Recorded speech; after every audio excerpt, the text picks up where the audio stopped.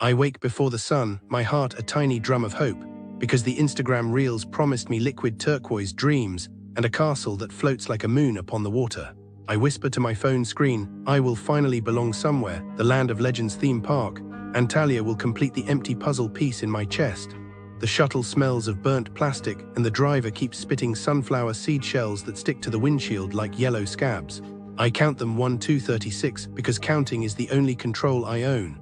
Every bump on the road rattles my spine, and I imagine the park gates opening like gentle arms, but the dread already blooms, a black petal unfurling because nothing that costs this much money has ever loved me back. We arrive, and the first thing I see is not magic, but a line that snakes across the plaza like a medieval plague. The concrete radiates heat that cooks the soles of my ballerina flats until the glue screams and my toes blister. I am holding my prepaid ticket, printed on glossy paper, that cost more than my mother's weekly pension. Yet a man in a neon vest barks that I must now stand in another line to receive a plastic bracelet. The bracelet kiosk is a tiny plastic island surrounded by sweating children whose tears have made white streaks through the dust on their cheeks. I wait 43 minutes while the single employee, a boy with acne constellations, scrolls TikTok videos at full volume. The sound of fake laughter scratches my eardrums. When it is finally my turn, he does not look up. He simply snaps wrist and shoves the bracelet at me.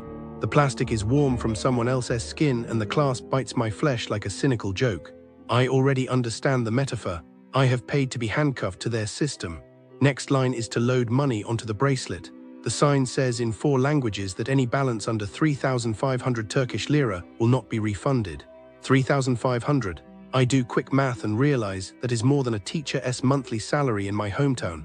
I deposit €200 because the cashier glares as if I am wasting her oxygen. She taps the screen with acrylic nails shaped like talons and says next, before I can even ask how to pronounce the park map that she never handed me. The machine prints a receipt that curls in the heat like a dead fern. I feel the first crack in my heart. They have my money hostage, and they are already planning how I will fail to spend it so they can keep the corpse. I walk through the turnstile, and the air smells of chlorine and fried dough, but the scent is wrong, metallic, like someone tried to disguise rust with carnival sugar. The pathways are laid out like a casino maze, every route forcing me past souvenir stalls that glitter with plastic crowns and rubber ducks wearing crowns, each item priced as if it were blessed by a sultan. I am thirsty, but the smallest bottle of water costs 100 lira. I buy it anyway because my tongue feels like sandpaper painted with despair. The water is lukewarm and tastes of hosepipe and pennies. I remember my grandmother boiling tap water on the stove, her hands scarred from years of factory work, and here I stand paying the equivalent of her daily bread for liquid that insults my kidneys. This is when the sadness truly anchors. I have crossed continents to be scammed by a bottle. I see a slide called the Turtle because irony is the park's true mascot.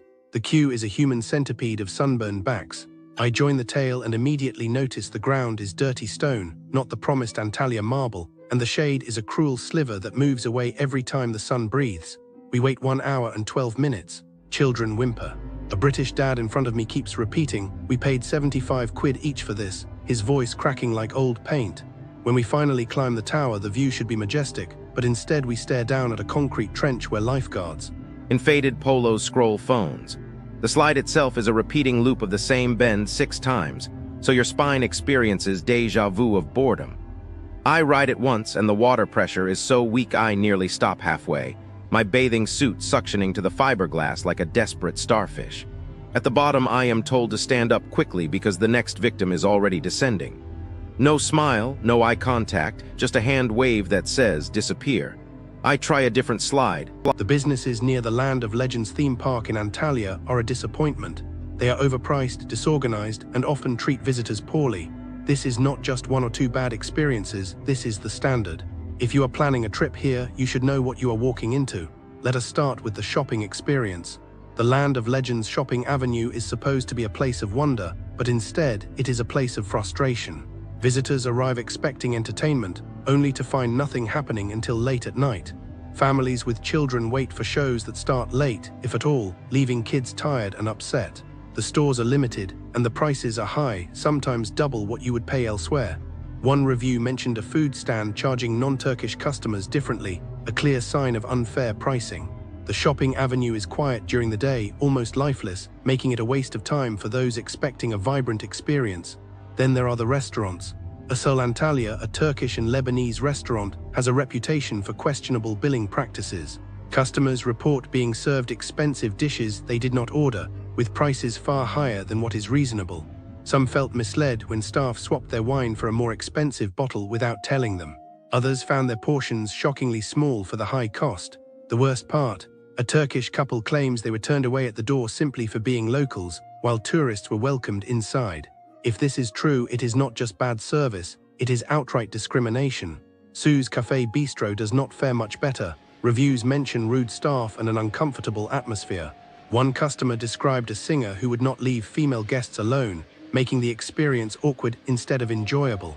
The lack of alternatives in the area forces some to return despite poor service, which is not a good sign. Nightlife near the Land of Legends is another minefield. Gaga Club stands out for all the wrong reasons. Visitors report being scammed out of money, pressured into buying overpriced drinks, and even kicked out without explanation. Some believe they were targeted because of their race, while others were simply charged absurd entry fees for an empty club.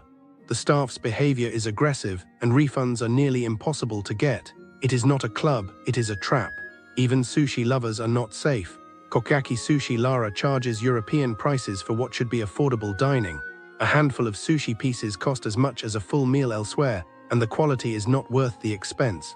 Customers leave feeling cheated, wondering why they paid so much for something so ordinary.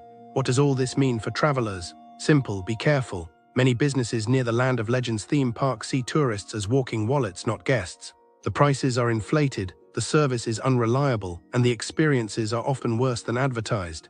If you decide to visit, research carefully, check recent reviews, and be prepared to walk away if something feels off. There are better places in Antalya, places that respect their customers. Save your time and money for those instead. The Land of Legends may be a fantasy, but the businesses around it are all too real in the worst ways. I was looking into crimes near the Land of Legends theme park, Antalya, you know, the place with the big castle and dolphins, and what I found made my heart feel even heavier. The shops around there, they are like shiny traps, all glitter outside, but inside they hide little knives for your wallet. One souvenir stand, like 5 minutes walk from the park gate, they tell you the price in lira, but when you hand over your card, they press the button for euros instead. You do not notice because the screen faces them, and you sign anyway. I think the tourist probably discovered it back at the hotel when the bank message arrived, saw the number 3 times bigger, and then just cried in the bathroom because the holiday budget was gone.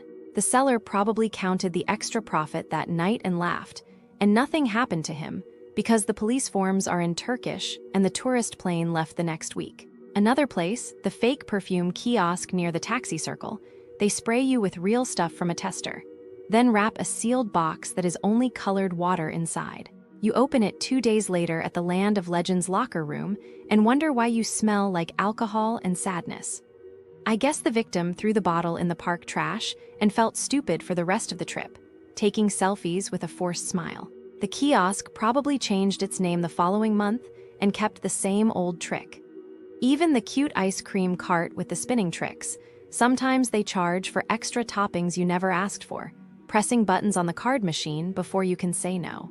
You think it is just friendly flirting with the ice cream show, but your account says 15 euros for 1 cone.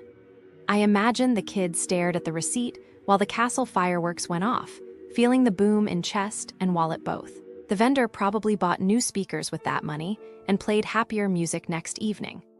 Businesses near the Land of Legends theme park, Antalya, are like smiling masks with calculators behind them, always rounding up your joy and rounding down your cash, and